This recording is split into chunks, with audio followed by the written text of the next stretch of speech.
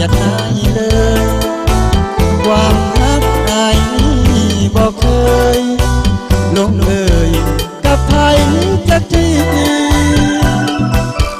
ไอ้นี่ขอวอนให้น้องบางอ่อนเจ้า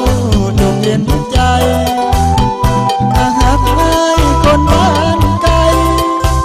อย่าได้ลังเกียจไอ้นี้